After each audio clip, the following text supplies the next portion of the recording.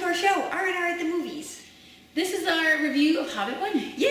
It's Hobbit week. Okay, well, the Hobbit one starts out with Bilbo as old Bilbo, and Frodo's there, and he's writing his history of what his life was like being Bilbo. Yeah, and it's really cool because if you watch Lord of the Rings, you don't really know, unless you've read, of course, why the elves and the dwarves don't get along. But here you get to see their history. Oh, and I know. the battle with Smaug. I know, and it's terrible because he takes their mountain of Erebor and their gold and all their stuff, and they want to like fight for it right there. All the dwarves are there, and they're just mad.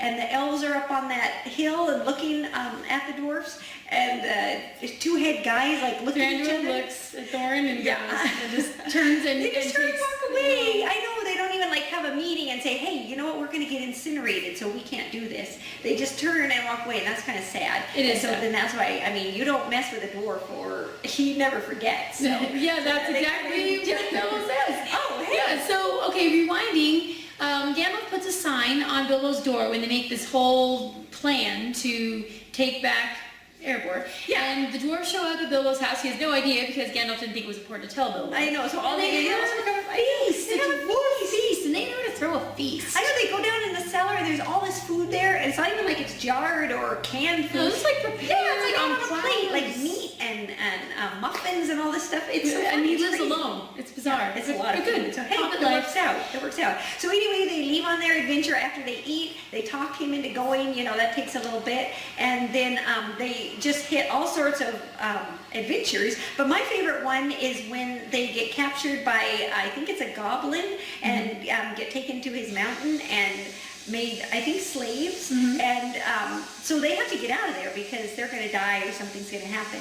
And so Bilbo sees all these empty barrels and knows they're going to get thrown out into the river. So he puts all the dwarf in a barrel and taps the lid shut and throws it out into the river. I just think that's so smart. It was good times. Yeah, I like that. That's my favorite part. My favorite part is the summit between Lady Galadriel, Elrond, Gandalf, and Saruman, and he's good now.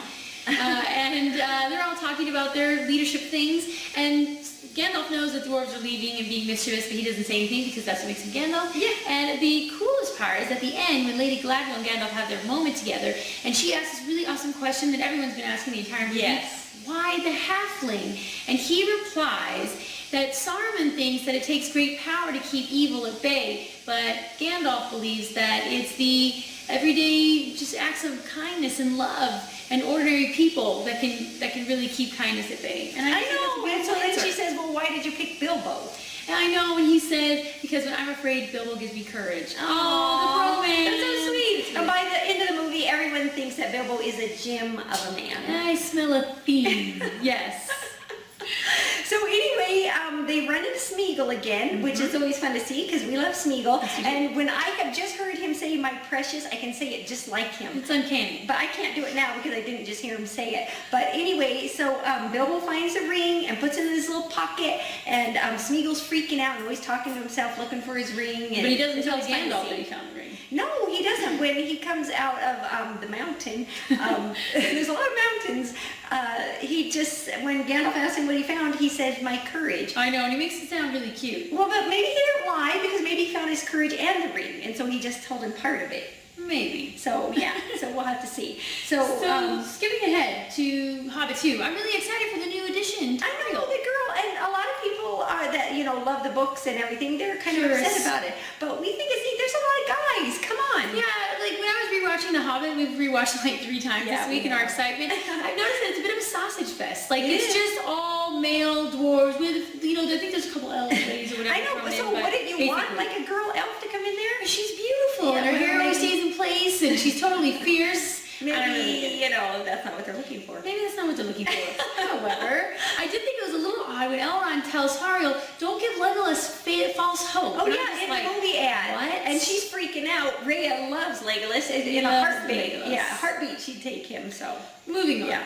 All right, so it ends with Smaug. Yes, and he is in the mountain of Erebor and lying on all the gold and all the jewels and stuff, and his eyes open up and it's like, he's awake.